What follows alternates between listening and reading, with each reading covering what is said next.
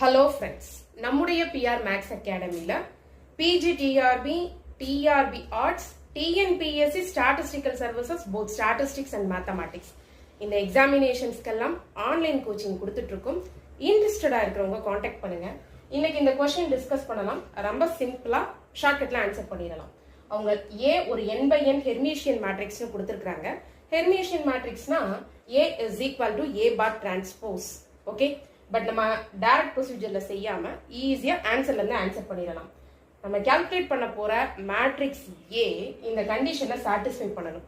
நீங்க option D ல இருக்கக்கூடிய ஐ சப்ஸ்டிடியூட் பண்ணுங்க. A cube I cube I A power 5 I power 5 I plus I plus I 3I எக்ஸாக்டா satisfy ஆகுது.